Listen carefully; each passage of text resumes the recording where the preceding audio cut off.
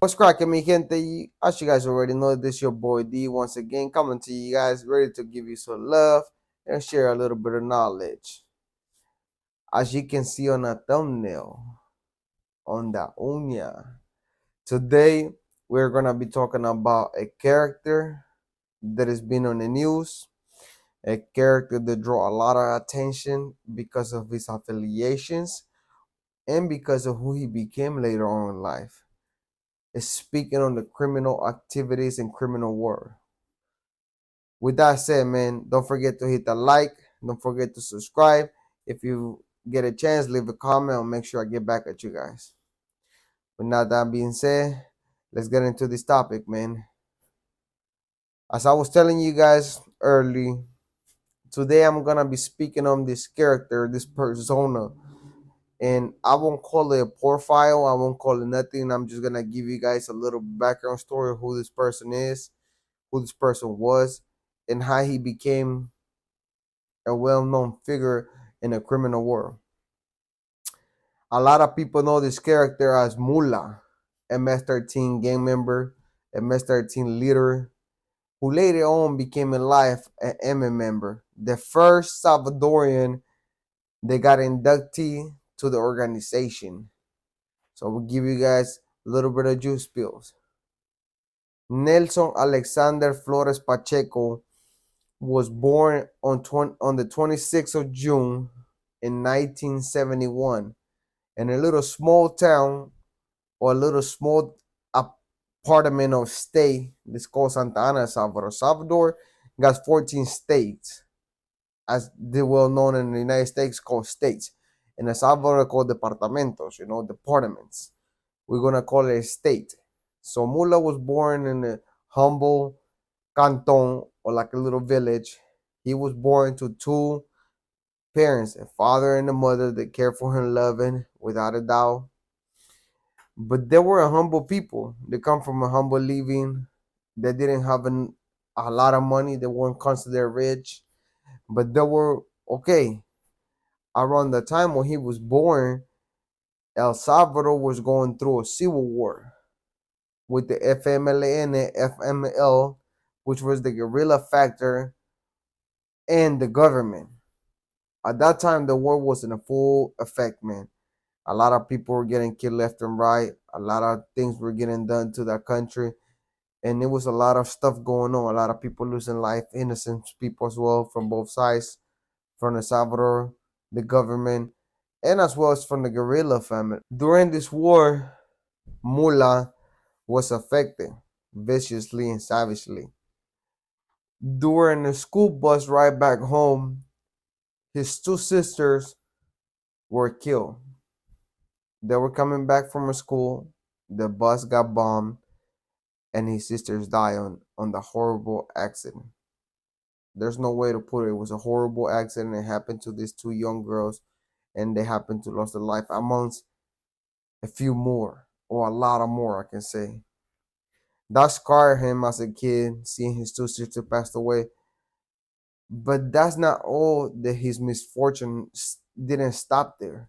2 weeks later, his mother get caught in a crossfire between the government and the guerrillas or the guerrilla. His mother got caught in a crossfire. She also passed away. Here is a kid that has a family and within a couple weeks lost his mother and his sisters. The only thing he got remaining is a brother that's in the United States and his dad. Every day he will come back from school, he will go out and help his dad, do a little bit of chores, or you can say he will help him farm the land. He will come do his little things that he had to do, take care of the cows, feed the cows, do little things like that.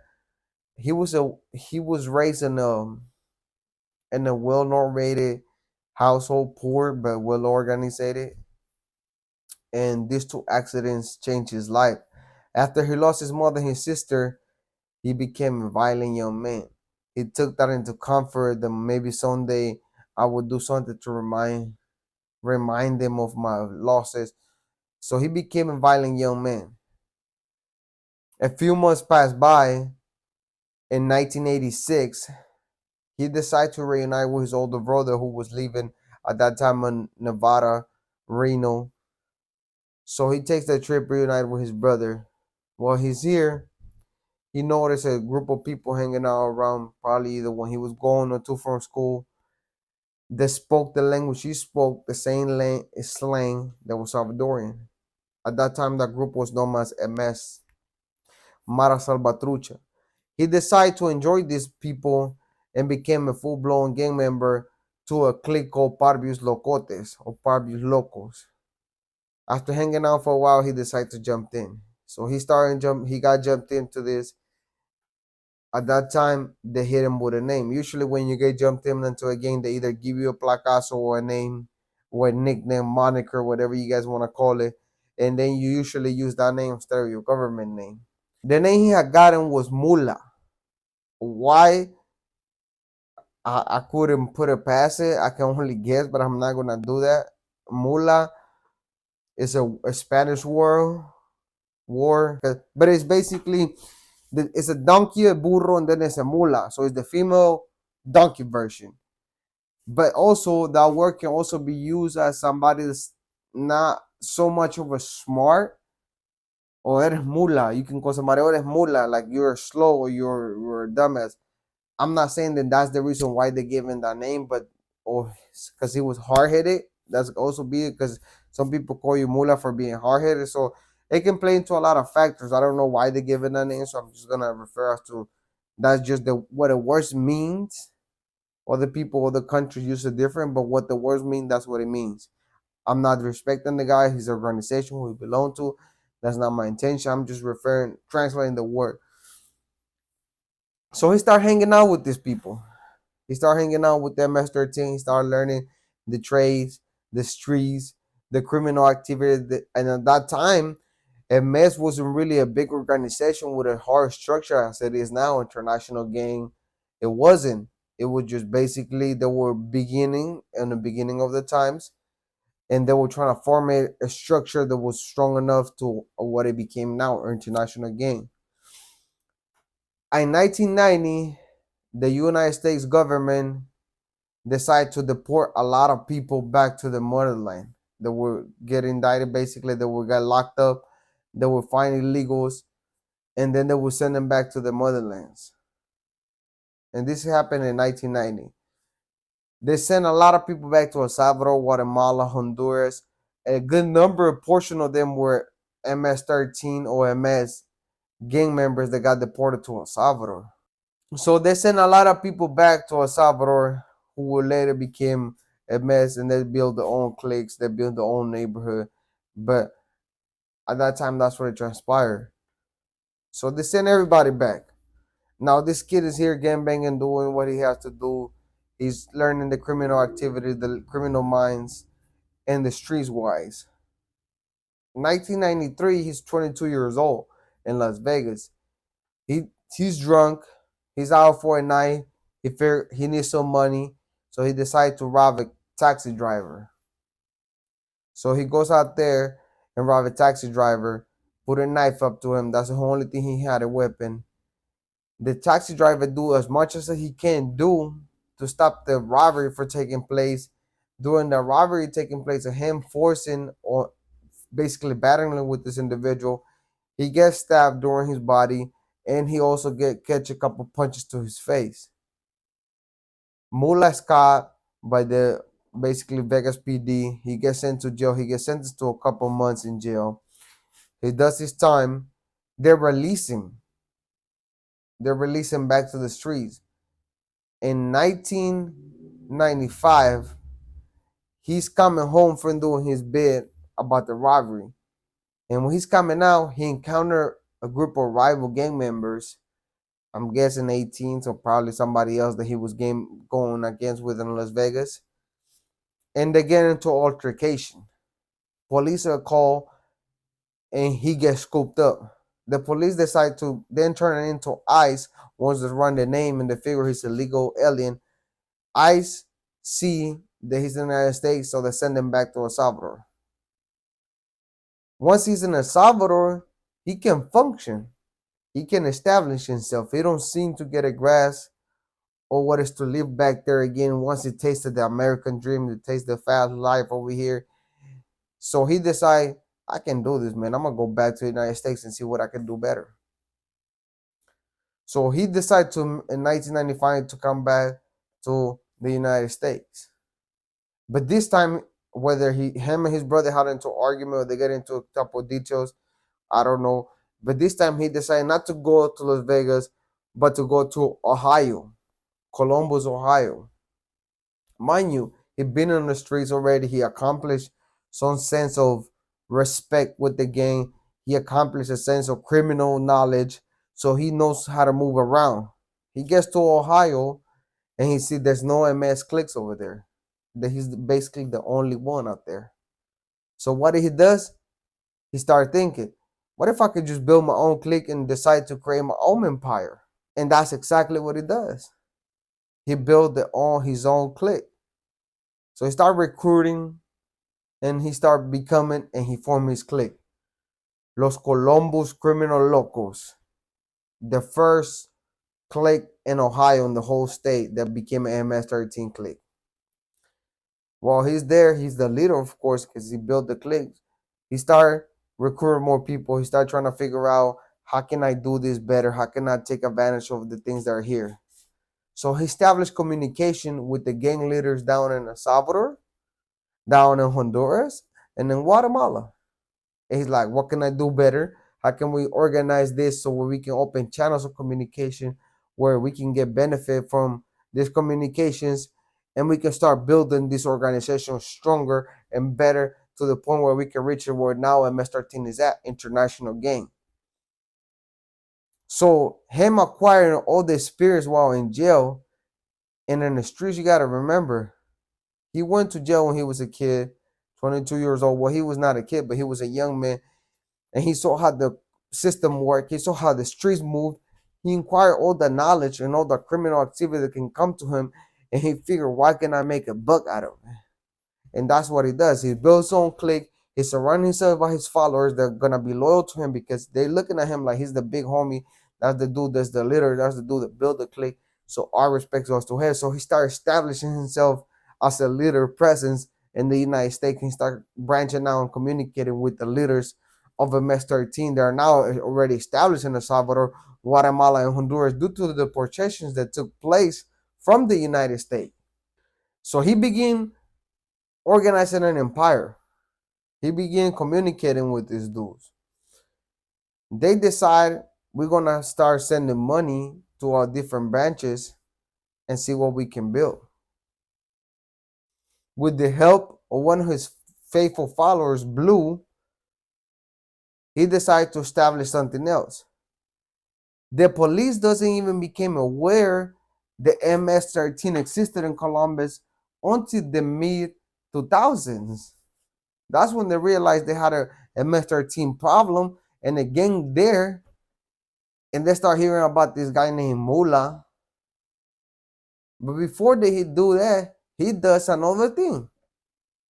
He camouflages himself. His life was not just surrounded by criminal activities and creating an empire with him. He decided to build his own family, get married, have some kids of his own, some sons. And he also decided, I'm gonna go a little bit step further to try to hide my identity from the police so they don't realize who I am. He decided to acquire fake papers and then start looking for a legal job. So he started applying, he gets legal jobs, and all his bosses says, nah, man, he was a good worker. He was on time, he was always respectful, he was always here, he was always working. The police didn't have a knowledge of this individual until what put him to their light, to their face, was a car accident. But before I even get to that, this dude built the whole wall behind him and the police. So he's surrounded by his wife and his kids. That's what he does at home. His wife probably doesn't know nothing about his criminal empire. And he's in the streets building a whole criminal empire. So they start doing robberies. They start doing licks. They start doing all their individual criminal activities. And the money that was being acquired for those criminal activities were being sent to the gang leaders down in El Salvador, Honduras, and Guatemala. Plus, he had another idea. I'm gonna help, and I'm gonna be loved, and I'm gonna be a leader that's gonna show something better. So what he does? The homeboys that had lost their life representing the neighborhood or representing the movement, he decided to take care of their families. So he started sending the money that was being acquired from the criminal activities to them people as well, taking care of their family or the soldados that had lost their life, the soldiers that had fought to the cause. By doing that, he know he will get brownie points, and also he went a step further and take it. You know what? I'm gonna take care of the homies and the families that are locked up as well. So he decided to start spreading the love and start sending the money not only to gang leaders that were in positions, but to also the homies that were locked up and families of the homies that were locked up, so they didn't have to suffer and scatter for money so they can send it to their loved ones, but also to the ones that had lost their life for the movement. They decided to be taken care of as well. So he built this whole persona around and he started doing this. Now he's a well-respected gang member. He's a well-loved gang member. So here's him taking care of the family of the loved ones that got lost during the power struggle or the battles of the movement, and taking care of also the people that got misfortune to get locked up. Meanwhile, he's creating the whole empire. Police doesn't know nothing about this individual. While bringing up to the light, Blue start making a bunch of money, start robbing liquor stores, robbing licks, doing this. The man is being distributed. He's good. What twixt his plans was a car accident, a minor car accident that he was involved on. Place him when the police get there, seeing that he's a felon, that he's a person he's not supposed to be in the United States. So they're turning twice. They think we're gonna do a favor to the government and send his ass back to El Salvador so they can deal with it. He was not a problem. They were so dead wrong. They thought we were gonna get this in the criminal dude, this old blasted mess all over his body. That we've been hearing so much about this dangerous barrio, this dangerous clique, and we're gonna put him in jail and lock this up and get it done with. What they didn't realize is by then sending him to ICE, they were gonna give him a leg up and he's gonna get bigger and bigger. They sentenced him to 71 months in federal prison. He goes to prison. While he's waiting transfer to where he's gonna finish serving his time, they decide to send him to Big Sandy in Colorado. Now, while he's in Big Sandy, he meets another individual that will impact his life or his criminal activity in his criminal empire, Josue Landal Rodriguez, aka Fox from East LA, a Mexican Mafia member that was well established in the prison system, was well known, and was well respected. So in 2005, they sent him to Big Sandy. He met this individual. He's over there doing his time, and they start doing deals. They start communicating. He sees the power this individual Fox has, controlling sureños, controlling other gangs that are in the penitentiary system and the federal penal system. So he get hips to it. He started learning the ins and outs of it. And he tell him, hey, man, I think we can work together. I think we can do some better things because MS is becoming an international gang. Now we're to the point where we can build something bigger. So Fox does what the smart move any Mexican Mafia member would have done in his position that wants more money and more power to him. He take him on that he's willing to start schooling him. Start giving him the ropes. Start teaching him. This individual told Fox, if I get deported, because I will get deported, when I get deported, I want to come back and I'll establish myself somewhere where I could be of use of you guys. So they make a plan. They formulated a plan. These two individuals formulated a whole plan that he can get deported, and when he's in El Salvador, he can come back to Tijuana, Mexico. And when he's in Mexico, to reach out to him, that he's gonna put him in a position with somebody, and then they're gonna start working together. They formulate this plan, and guess what transpired? The police are thinking we're gonna get rid of a gang member, but what they do, further his career. Boom, that's exactly what happened. He gets deported. He gets back to Tijuana, Mexico. In Mexico, he's received by Robert Reese with the moniker of Peanut Butter. And they develop a friendship. They develop a level of trust. So they start working together. They start building alliances. They start looking for ways to make more money, to make things happen, and to accumulate more power. Now you have a well-known, respected MS13 leader that got knowledge of how the work works for MS, and a Mexican Mafia member that can get him in a position where he can be well respected. Together they create things and make things happen. So Mula does what he does best. He start connecting with people. He start networking to the point he find new alliances, new business partners. He start associating himself with the Caballeros Templarios, with the Sinaloa cartels, with the Rio Colorados. They develop a whole organization based on his alliance networking, and they start making power moves. Dope is being sent to different prisons. Dope is being sent to different cities, and they're making the money. And what always happened within this organization is somebody's always hitting on the next man, escalating the ranks faster, and that's what happens to Mula. Some homeboys from his organization of MS13 don't like him what he's doing. They feel he's not representing the barrio to the fullest. He's not giving the barrio what he needs to. So they start smutting him up. They start talking behind his back. They start calling him names. There was one certain individual who had just got deported back and Mula brought him to Tijuana, who was leading this smug campaign. Ramon Sendejas, aka Morro, another MS13 gang member. He gets to Tijuana. He see how Mula is getting down. He feels some type of way. He feel like he's lighting the homies for MS. He's like putting the homies on the shine, and he's not doing representing to the fullest, or at least to his knowledge, he's not representing to the fullest. So he started a little smug campaign where he's seen that the power Mula has acquired, and it's not gonna be easy to dethrone him. He started recruiting soldiers. He started recruiting people that were deported and they were now in Tijuana trying to make a little money, so to see if they can come to the United States or see if they can make a little bread, go back to El Salvador and live peacefully. He started recruiting people. He started brainwashing people. And one of those kids was somebody by the name of Senji. So in 2015, what they do, three individuals run up on Mula's wife place of business. They rob the place. They tie her up. They stole 60 million pesos. 60,000 pesos, which is the equivalent of $3,000. 3 G's. They tie her up, put her in the thing, put a pistol on her, do whatever they have to do, and rob her. But his wife noticed something familiar about one individual. She thinks something about him is familiar. She thinks is this dude named Jensen she has seen maybe with Mula, maybe with Morro. Mind you, they walk in a certain circle. Mula at that time had bought a couple businesses. One of the businesses was a store named Six. By that time, it was just a front to launder his money, which later on became a reuniting point for